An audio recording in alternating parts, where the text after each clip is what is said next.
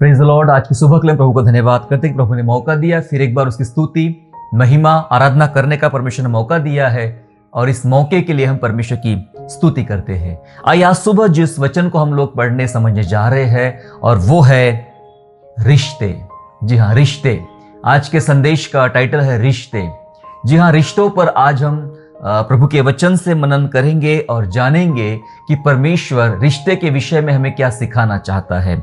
रिश्ता बोलते ही हमारे दिमाग में परिवार की एक संरचना समा जाती है, सामने आती है, क्योंकि रिश्ते परिवार के भीतर होते हैं। माता पिता, भाई बहन, ये वो, पति पत्नी, बहुत सारी बातें रिश्ते परिवार में होते हैं।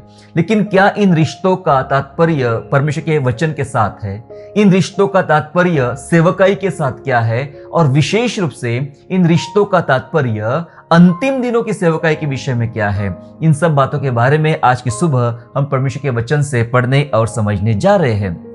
आप जानते हैं, सृष्टि के संबंध में परमेश्वर की मुख्य योजना है रिश्ता। जी हाँ, जब उसने सृष्टि की रचना किया तब एक मुख्य योजना थी और योजना थी रिश्ता। उसने मिट्टी से आदम को बनाया।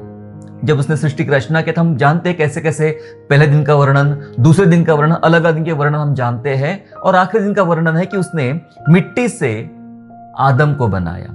आदम के लिए हवा को बनाया, हवा के लिए आदम को बनाया, दोनों के लिए बच्चों को दिया और बच्चों के लिए माता पिता को दिया। एक रिश्ता बनाया, है ना। परमेश्वर ने आदम, हवा और मनुष्य जाति में एक रिश्ता बनाया है। इसलिए परमेश्वर रिश्ते की बात करता है जब उसने सृष्टि की रचना किया। प्रभु यीशु जो हमें एक मुख्य प्रार्थना सिखाए हैं, हम सब कलीसिया में, चर्च में एक मुख्य प्रार्थना करते, प्रभु की सिखाई हुई प्रार्थना, लॉर्ड्स प्रेयर। कैसे शुरू करते हम लोग? हे हमारे पिता, तू जो स्वर्ग में है। जी हाँ, प्रभु यीशु मुख्य प्रार्थना में रिश्ते की अहमियत बताते हैं। सिर्फ सृष्टि के समय में ही प्रभु ने रिश्ते की बात नहीं किया, लेकिन प्रभु की मुख्य प्रार्थना में रिश्ते की बात होती है। और क्या रिश्ता है?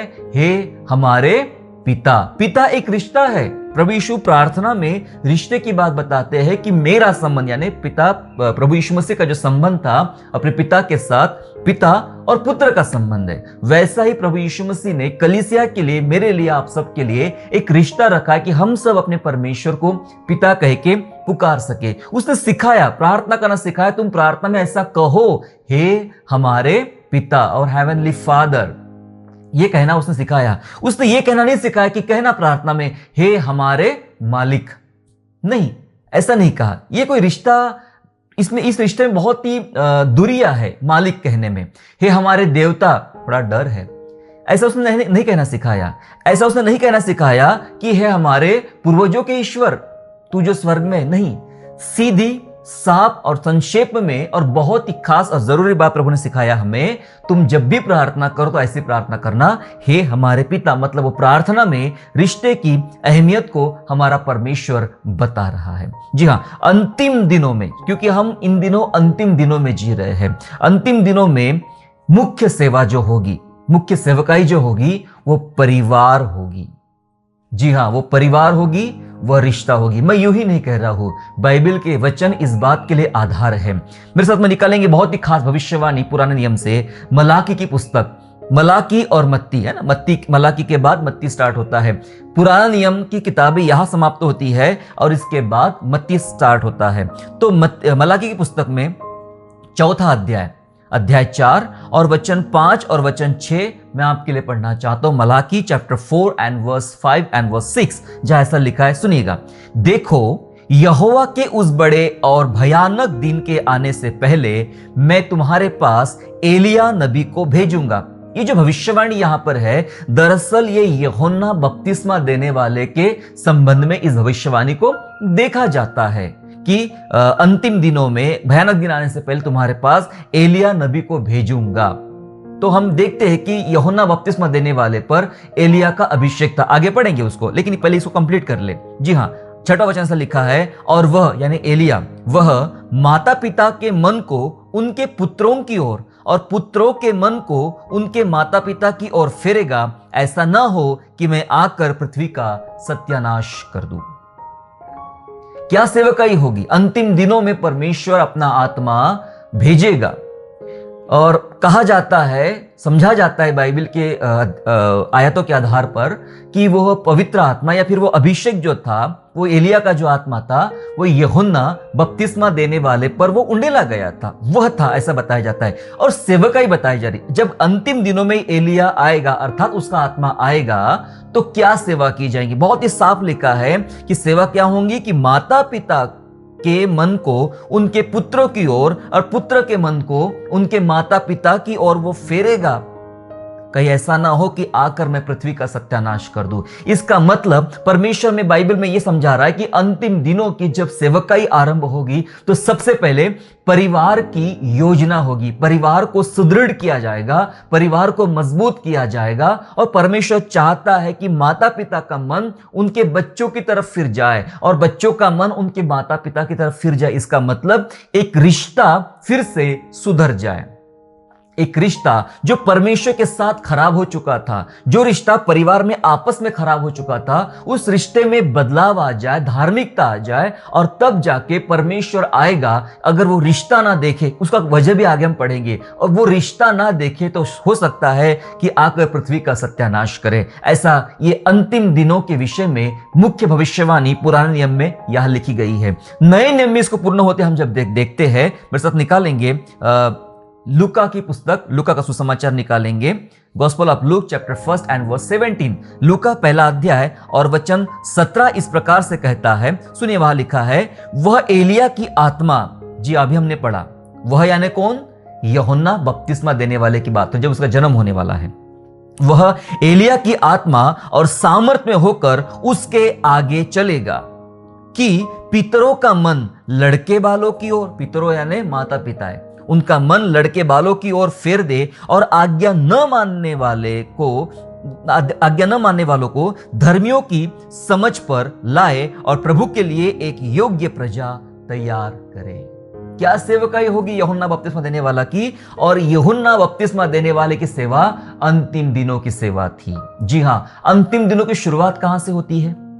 यीशु मसीह जब आता है इस दुनिया में, पृथ्वी पर, तभी से अंतिम दिनों की शुरुआत होती है। इब्रानियों की पुस्तक में ऐसे लिखा हुआ है ना, जब इस युग के अंत में परमेश्वर ने अपने पुत्र के द्वारा बात की, मतलब अंतिम दिनों की शुरुआत तब हुई थी जब यीशु मसीह का आगमन, पहला आगमन पृथ्वी पर आया था, तभी हो चुकी थी। और तब से परमेश्वर अवसर पे अवसर, अनुग्रह पे अनुग्रह दे रहा है हम सब के लिए।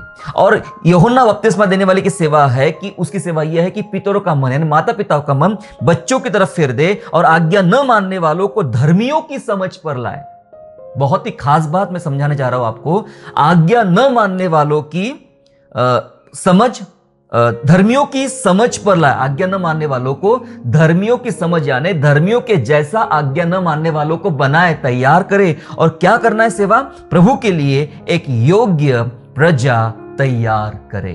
प्रभु के लिए एक योग्य प्रजा तैयार करे, मतलब यीशु का आगमन करीब है।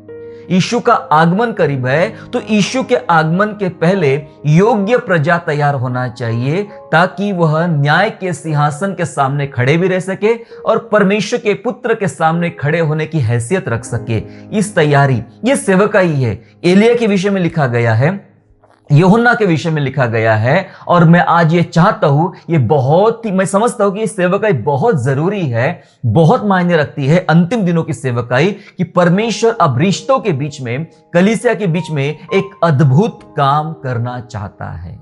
हालेलुया, अद्भुत काम करना चाहता है। परिवारों के बीच में, रिश्तों के बीच में अद्भुत काम करना चाहता है।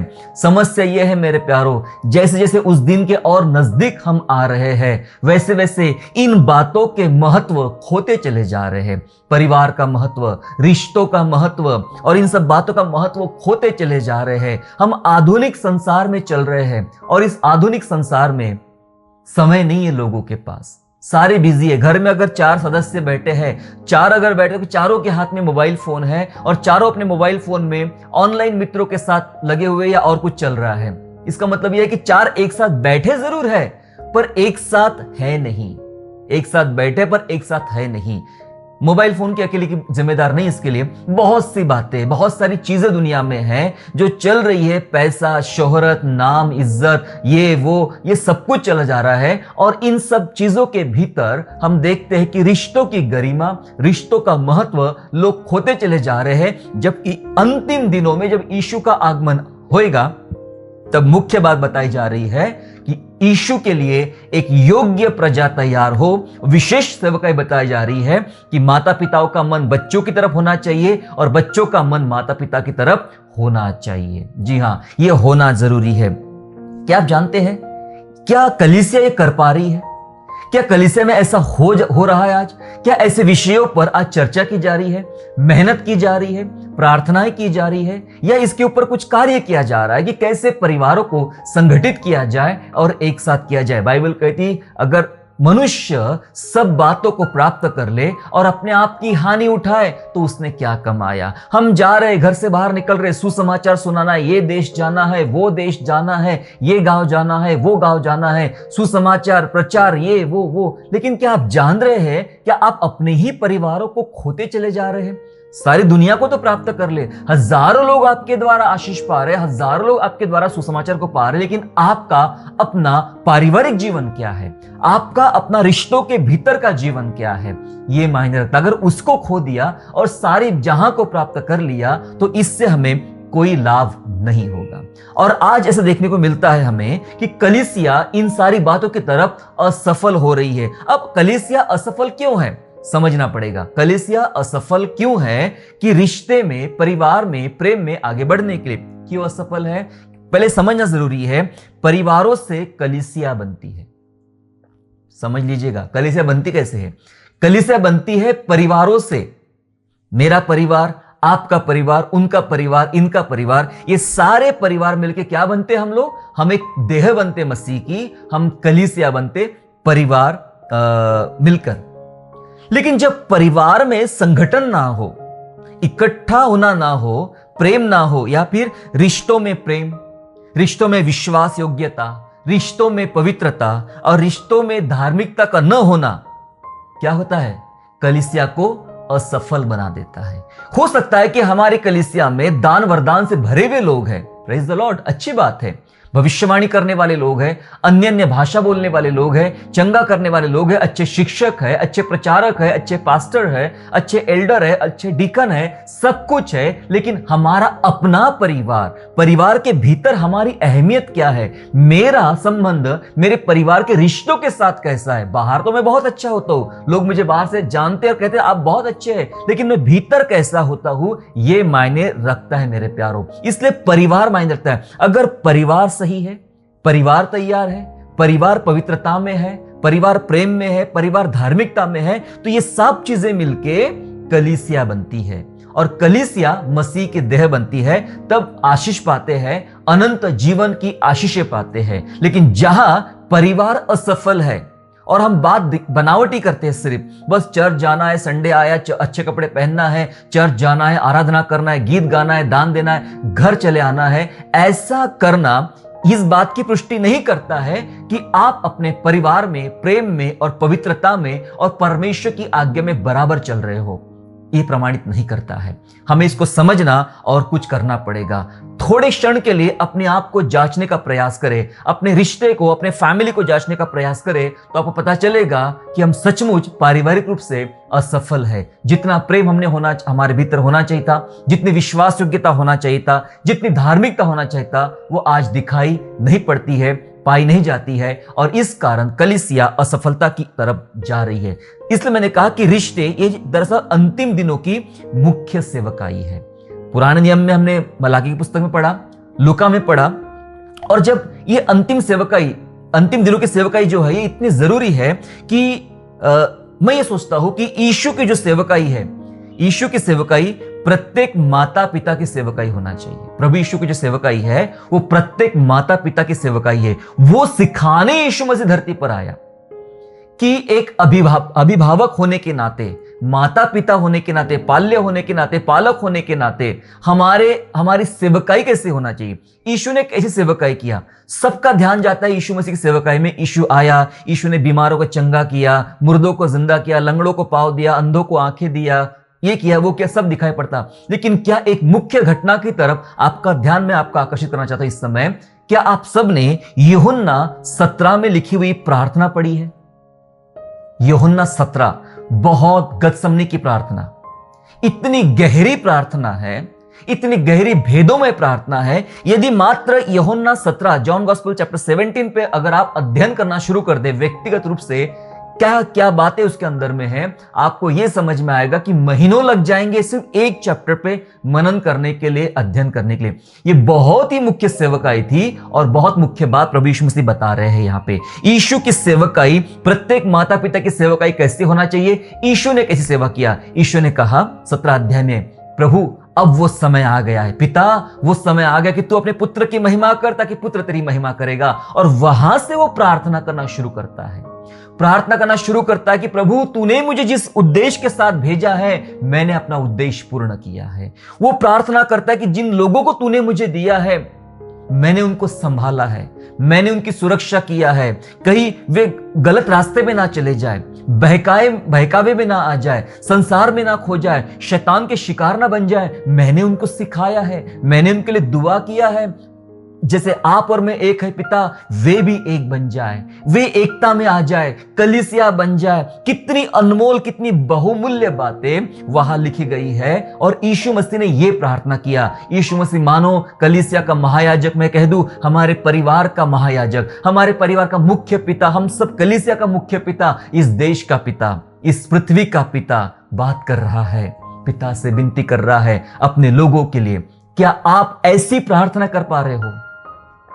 क्या इस सेवकाई को आप अपना रहे हो? माता पिता सुनिए कि आप इस सेवकाई को ले रहे हो कि आप घुटनों के बल आकर प्रभु के सामने ये प्रार्थना कर रहे हो, ऐसी प्रार्थना कर रहे हो जो प्रभु यीशु मसीह ने यूहन्ना के 17 अध्याय में किया अपने बच्चों के लिए। प्रभु वे शैतान के हाथ में ना पड़े, क्योंकि वो मेरी सुरक्षा के तहत मुझे उनको बचाना होता है, मेरी जिम्मेदारी है उनको परमेश्वर का वचन बताऊं। यीशु ने अपने चेलों के साथ समय बिताया। आप और मैं अपने बच्चों के साथ समय बिताने के लिए कितने असक्षम हैं।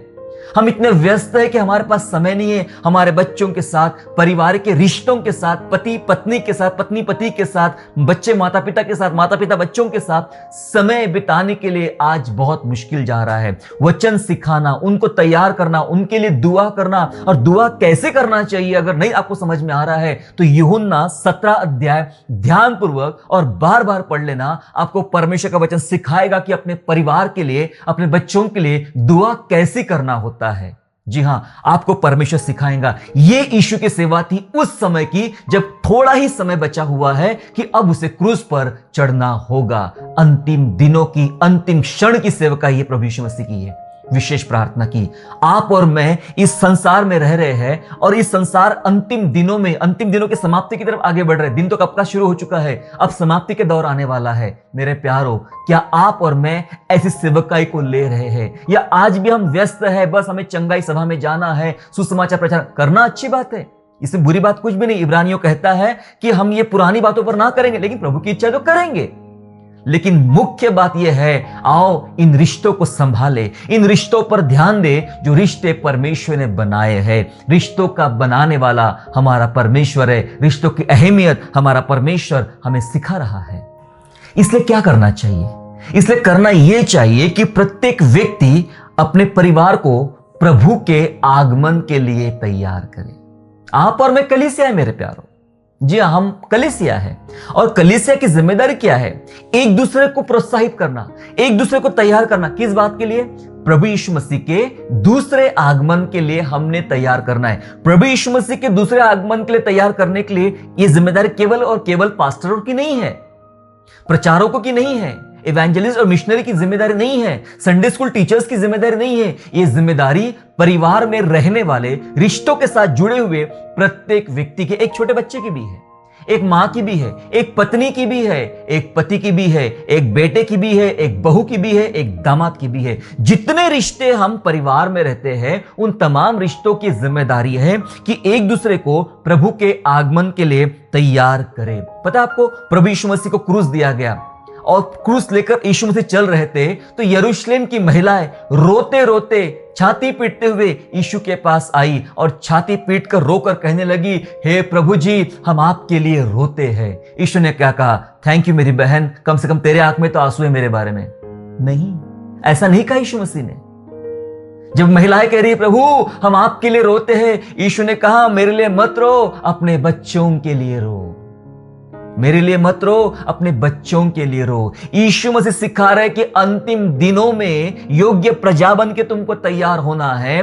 परिवार के स्वरूप में परमेश्वर तुमको ले जाना चाहता है, रिश्तों के स्वरूप में परमेश्वर अपने संग रखना चाहता है। ये टाइम है अपने बच्चों के लिए रोने का। यीशु ने सिखाया, अपने बच्चों के लिए रो। आज कितने लोगों के पास ये समय है कि अपने फैमिली के लिए, अपने रिश्तों के लिए आप घुटने टेक कर, आंसू बहाकर दुआ कर रहे हैं।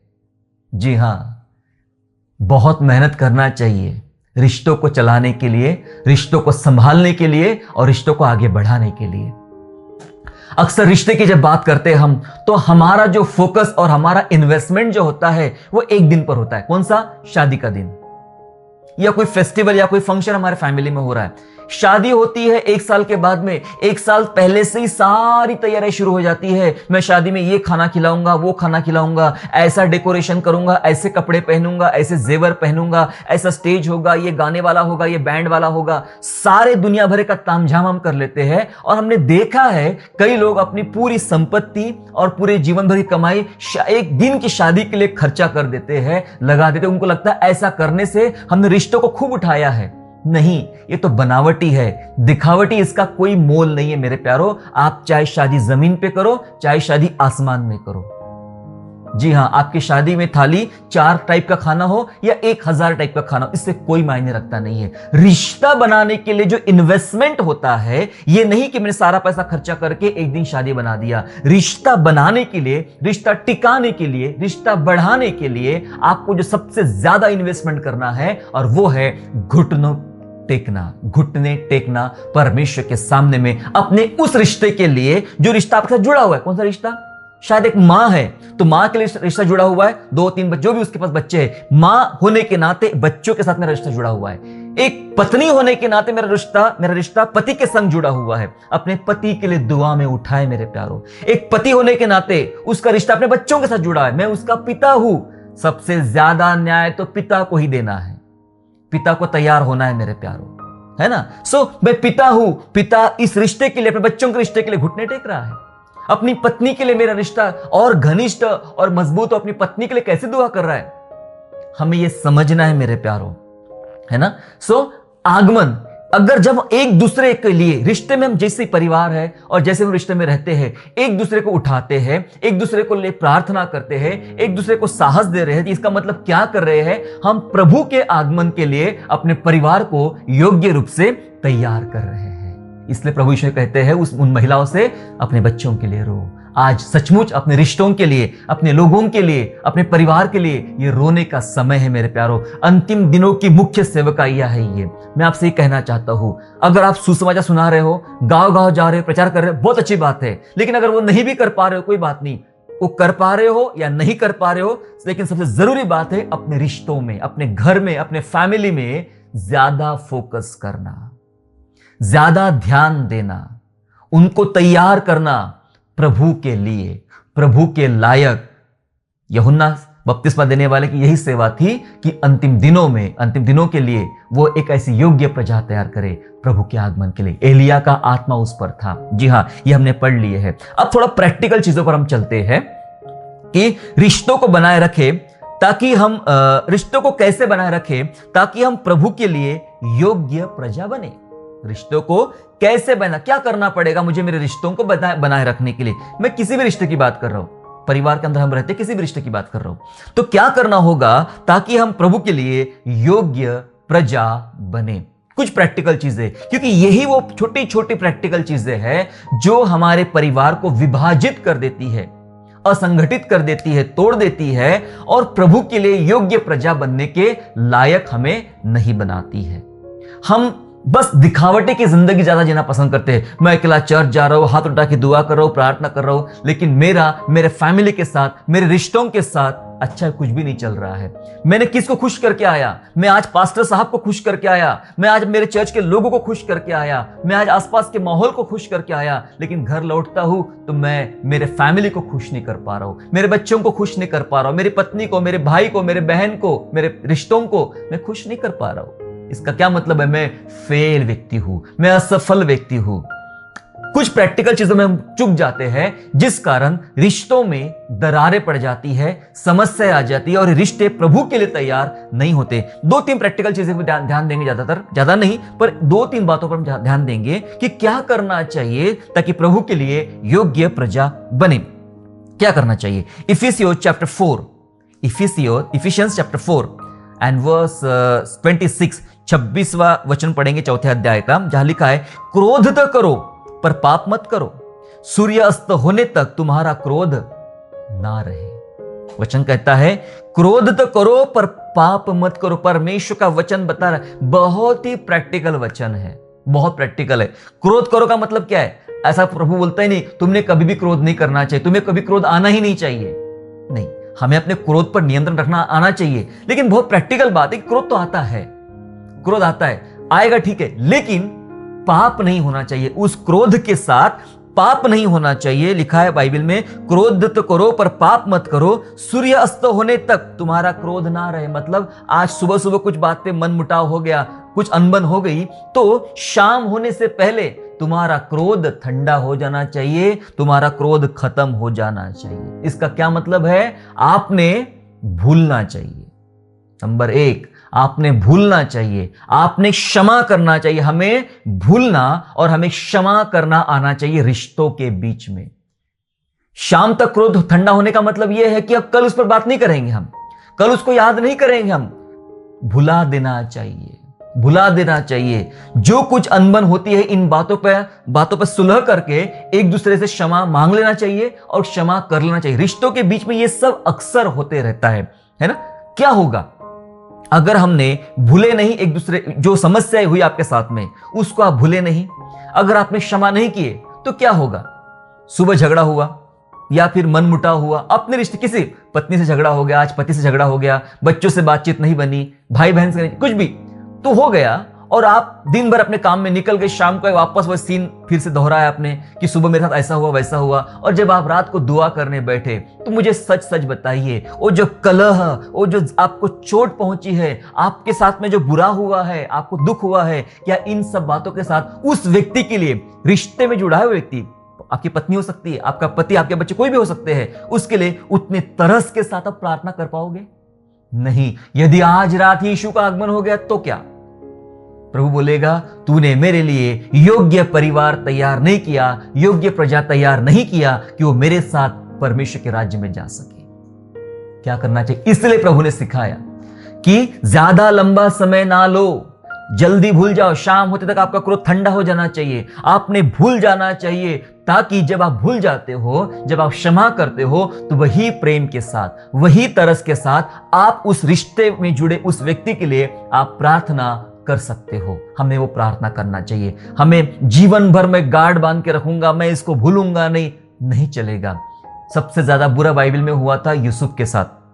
जी हाँ, पुराने नियम में अगर हम देखें तो यूसुफ के साथ बहुत बुरा हुआ था। उसके भाइयों ने उसको बेच दिया, ढकेल दिया और बुरा कर दिया, गुलाम बना डाला। कितना दुख झेला बेचारे यूसुफ ने, सब कुछ हुआ। लेकिन जब वह मिस्र में एक बड़ा मंत्री बन जाता है, तब उसके घर में एक संतान पैदा होती है और जिसका नाम रखता है मनश्शे। और मनश्शे का मतलब होता है वह जो मेरे भुलाने का कारण बना। क्या भुलाना चाहता है यूसुफ?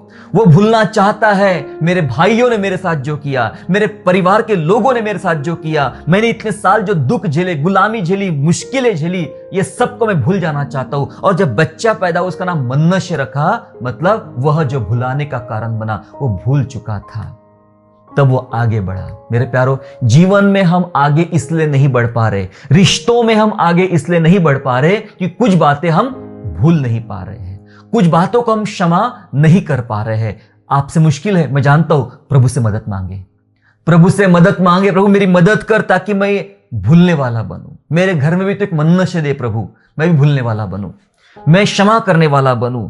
बहुत ही छोटी और प्रैक्टिकल बात बताया, वचन बोलता है शाम होते तक आपका क्रोध ठंडा हो जाना चाहिए, भूल जाना चाहिए। मेरे प्यारों, यह हमने करना चाहिए। दूसरी बात क्या करना चाहिए हमने, अगर अपने रिश्ते को बनाए रखना है, दूसरी बात क्या करना चाहिए, उसके लिए हम निकालेंगे मत्ती 18 अध्याय, मैथ्यू चैप्टर 18 एंड वर्स 15, 18 अध्याय और वचन 15 ऐसा कहता है, यदि तेरा भाई तेरा अपराध करे तो जा और अकेले में बातचीत करके उसे समझा, यदि वह तेरी सुने तो तूने अपने भाई को पा लिया। ओह प्रेज द लॉर्ड, क्या सुंदर लिखा है ना। तेरा भाई अपराध करे तो जा अकेले में बातचीत कर, बातचीत बातचीत बातचीत कर, क्या कर, बातचीत कर। फिर से सुनिए, क्या कर, बातचीत कर। और हम क्या नहीं करते हैं, बातचीत नहीं करते हैं। जब कभी हमारी बात बिगड़ जाती है, मामला बिगड़ जाता है, हम सबसे पहला काम बातचीत बंद कर देते हैं, बातचीत बंद कर देते। मैंने कई लोगों को देखा, महीनों सालों तक वो एक दूसरे से बात नहीं करते, बातचीत बंद कर देते हैं। जी हां, यीशु कह रहे हैं कि अकेले में जा, अपने भाई से बातचीत कर। जी हां, बातचीत और सुलह में बिल्कुल देरी ना करें, सुलह करने में और तुरंत बातचीत करने में कोई देरी ना करे, तुरंत बात करे। अगर वो बात मान गया तेरी, तूने अपने भाई को पा लिया, मतलब पहले क्या हुआ था, वो खो चुका था, अब तूने उसको पा लिया बातचीत करके। बातचीत बहुत मायने रखती है मेरे प्यारों। कई बार हम अपने रिश्तों में, जो भी रिश्ता आपके साथ जुड़ा है फैमिली में, उस रिश्तों में हम अक्सर जब तकलीफें आती है, मनमुटाव होता है, दिक्कतें हो जाती है, हम बातचीत करना बंद कर देते हैं। एक दिन नहीं किया, 2 दिन नहीं किया, 3 दिन नहीं किया, धीरे धीरे आपको एक आदत लग जाती है। हफ्ते बीत गए, महीने बीत गए, साल बीत गए और आपके अंदर इतनी गैप हो गई, अब आपको लगता ही नहीं है कि कोई मेरा शत्रु है, आपको जरूरत ही नहीं लगती कि मैंने बात करना चाहिए। आपको शायद ये पता नहीं है कि मैं कैसी प्रजा बन रहा हूं, मेरे परमेश्वर की इच्छा क्या है अंतिम दिनों में मेरे लिए, मेरे फैमिली के, मेरे रिश्तों के लिए प्रभु की इच्छा क्या है, जानने की जरूरत आप शायद नहीं समझते। आप जितना लेट करोगे, मैं बताना चाहता हूं, आप जितना लेट करोगे मामला उतना बिगड़ेगा। बातचीत करने में, सुलह करने में आप जितनी देरी करोगे मामला उतना बिगड़ता चला जाएगा। लेकिन जल्दी आके बातचीत कर लोगे तो बात बन जाएगी। जी हां, लोगों की दो अलग अलग लोगों की सही बातचीत ना होने की वजह से देश का बंटवारा हो गया, परिवार का बंटवारा हो जाता है। आपस में बात नहीं करते लोग तो लोगों को कोर्ट में जाना पड़ता है और जज के सामने बात करना पड़ता है। वो चाहता है बात करे, सुलह करे। कोर्ट की भी बहुत सारी चीजों में एक पहल यह होती है कि वो जो दो व्यक्ति उनके पास आए हैं न्याय मांगने के लिए, वो आपस में बातचीत करे, सुलह करे। अगर उनकी सुलह में, बातचीत में मामला हल हो जाता है तो कोर्ट में आने की जरूरत ही नहीं है। जी हां, बातचीत करे, ज्यादा लंबी गैप ना दे, इससे आपके रिश्ते बिगड़ सकते हैं और आप उन रिश्तों को खो सकते हैं। वचन कहता है अगर तेरी बात उसने मान लिया, तूने अपने भाई को पा लिया। क्या अपने भाई को आप खो रहे हो, अपने पड़ोसी को खो रहे हो सिर्फ इसकी वजह से आपने बातचीत नहीं किया? याकूब एसाव से भाग गया, एसाव के पास से भाग गया। कितने साल ऐसा रहा। उन दिनों तो टेक्स्ट मैसेज नहीं कर सकते थे, फोन नहीं कर सकते थे, ईमेल नहीं कर सकते थे। वो बिना संदेश का, बिना बातचीत का इतने वर्ष रहा और इतनी लंबी गैप हो गई। जब प्रभु उसको ले जाने की बात करता है वापस अपने घर में, तब उसके अंदर डर समाया अपने भाई के प्रति कि मेरा भाई मुझे मार डालेगा, रास्ते में पाएगा तो मार डालेगा। उसने ग्रुप बनाया, अपने परिवार को अलग कर दिया, परिवार के लोगों को अलग अलग बांट दिया कि पहले ये सिपाही जाएंगे, पहले ये लोग जाएंगे, बाद में ये अलग, ताकि मरेंगे तो पहले वाले मरेंगे, पीछे वाले नहीं मरेंगे। डर चुका था याकूब। क्यों? क्योंकि एसाव और याकूब के रिश्ते में बातचीत हुए सालों बीत चुके थे और पता ही नहीं चला कि अब जब लौटने का समय आया है तो डर लगने लगा है। जी हां, जब बहुत लंबी गैप हो जाएगी तो मामला ज्यादा बिगड़ जाता है, मुश्किलें ज्यादा बढ़ जाती है। जल्दी से पहल करें, जल्दी से बात करें अपने रिश्ते में जहां मनमुटाव या रूठना मनाना हो चुका है। आइए रूठे हुए को मनाए, अंतिम दिनों की सेवा, या यही है, रूठे हुए को मनाए, ये अंतिम दिनों की सेवा है। अपवित्रता में चल रहे हुए, अनाज्ञाकारिता में चलने वाले लोगों को धर्मियों की समझ में लाए, यह अंतिम दिनों की सेवा है। परिवार को एक करना, माता पिता के मन को बच्चों की तरफ फिरना, बच्चों के मन को माता पिता की तरफ फिरना, यह अंतिम दिनों की सेवकाई है। क्या आज कलीसिया ये सेवकाई कर रही है? मैं आपसे पूछता हूं, क्या आप इस सेवकाई में शामिल हो रहे हो या होना चाहते हो? अपने आप से एक बात करें। जी हां, रिश्तों का मध्यस्थ सिर्फ और सिर्फ परमेश्वर होता है। आपका और मेरा जो रिश्ता जुड़ा हुआ है, पति और पत्नी का रिश्ता जुड़ा हुआ है, बच्चे और माता पिता का रिश्ता जुड़ा हुआ है, ये रिश्ते का जो मध्यस्थ है ना, वो यीशु मसीह है। ध्यान से समझ लेना इसको, यीशु मसीह ही मध्यस्थ होता है। इसलिए रिश्ते की गरिमा को जाने, इसको यूं ही ना व्यर्थ गंवाए, इसकी गरिमा को जाने। मेरे साथ निकालेंगे मलाकी, वापस चले मलाकी में, मलाकी चैप्टर सेकेंड एंड वर्स 14, दूसरा अध्याय मलाकी का, और 14 वचन ऐसा बोलता है, सुनिए। इसलिए क्योंकि यहोवा तेरे और तेरे उस जवानी की संगीनी और ब्याही हुई स्त्री के बीच साक्षी हुआ था। यस, दो रिश्ता हो रहा है, जवानी की संगीनी के बीच, तेरी ब्याही हुई स्त्री के बीच यहोवा परमेश्वर साक्षी हुआ है, मध्यस्थ हुआ है। कौन है बीच? वही दो व्यक्तियों के बीच का। ये शायद मान के चलो, यहां पे पति पत्नी का रिश्ता की एक उपमा दी जा रही है, उनका साक्षी परमेश्वर है। और एक रिश्ता, उत्पत्ति चौथा अध्याय, जेनेसिस चैप्टर 4 चौथा अध्याय वचन 1, जहां लिखा है, जब आदम अपनी पत्नी हव्वा के पास गया, तब उसने गर्भवती होकर कैन को जन्म दिया और कहा, मैंने यहोवा की सहायता से एक पुरुष को पाया है। इनके घर में एक बच्चा पैदा हो रहा, वो कह रहे हैं कि यहोवा की सहायता से मैंने एक बच्चे को पाया है, यहोवा की सहायता से मैं माता पिता बने हैं, ऐसा कह सकते हैं। वहां हमने पढ़ा मलाकी में, यहोवा साक्षी हुआ इसलिए हमारा ब्याह हुआ। मतलब रिश्तों के बीच का जो मध्यस्थ है वो परमेश्वर है। मेरे प्यारो, आपका रिश्ता जिसने जोड़ा है वो परमेश्वर है। इसलिए उस रिश्ते की अहमियत को जाने, रिश्ते की गरिमा को जाने।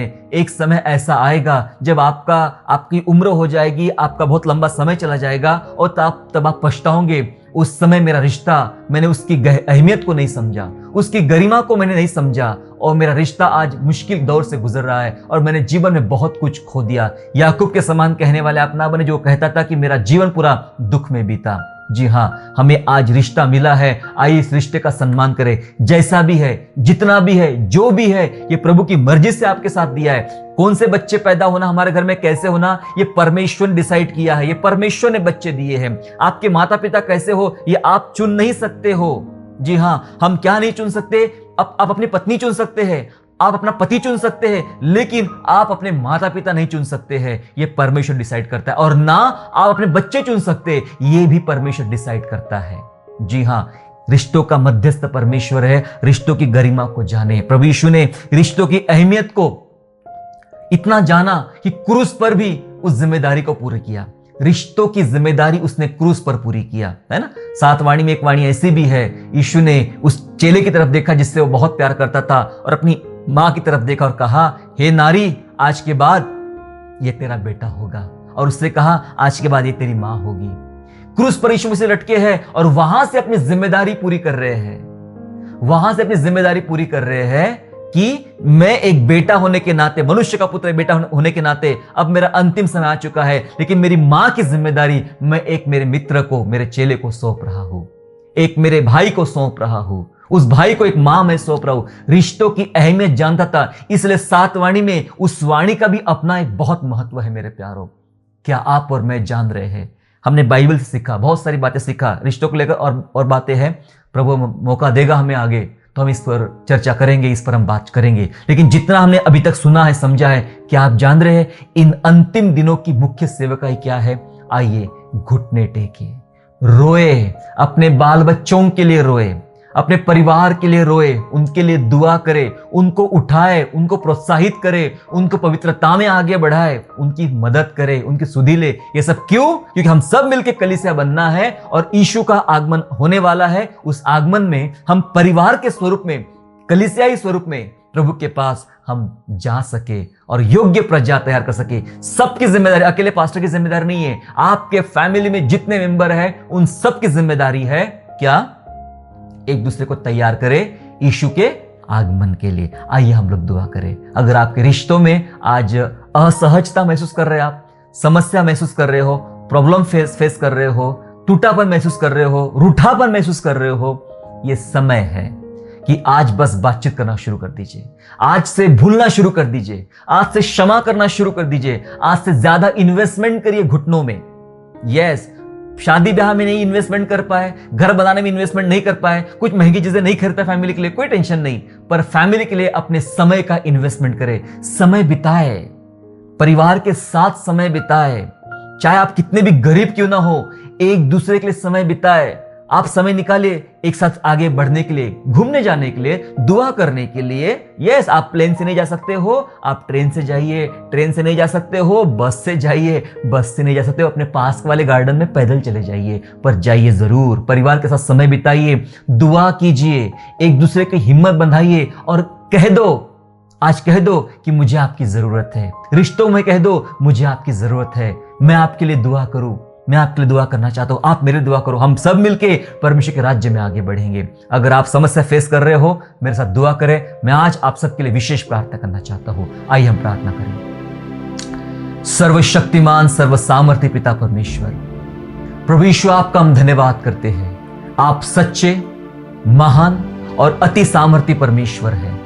प्रभु, रिश्ता आपने बनाया है, रिश्ते की संरचना आपने स्वर्ग में किया। प्रभु, आपने आदम के लिए हवा बनाया, हवा के लिए आदम बनाया, दोनों के लिए बच्चे बनाए, बच्चों के लिए माता पिता बनाए। प्रभु जी, रिश्ता आपने जोड़ा है और आपने सिखाया हमें कहना कि हे हमारे पिता। एक रिश्ता, आत्मिक रिश्ता आपने जोड़ा है पिता राजा हम सबका अपने परमेश्वर पिता के साथ। हम धन्यवाद धन्यवाद धन्यवाद करते प्रभु जी। हमने आज बाइबल में जाना है अंतिम दिनों की मुख्य सेवकाई के विषय में पिता परमेश्वर। आज हम में से प्रत्येक को, हम कलीसिया को तैयार कीजिए ताकि इन अंतिम दिनों में हम एक मुख्य सेवकाई के लिए तैयार हो सके, अपने रिश्तों को ऊंचा उठाने के लिए, रिश्तों को तैयार करने के लिए, ताकि प्रभु के लिए एक योग्य प्रजा हम तैयार कर सके। यीशु, हमारी विशेष मदद कर, सहायता कर। आज मैं दुआ करता हूँ जिनके रिश्ते टूटे हैं, जिनके रिश्तों में टूटापन आ चुका है, खटास आ चुकी है, मुश्किलें आ रही है, मैं दुआ करता हूँ आज पहली पहल वे करने वाले बने। आज मेरे बहन भाई पहली पहल करने वाले बने और अपने टूटे रिश्तों को जोड़ने वाले बने, अपने खोए हुए भाई को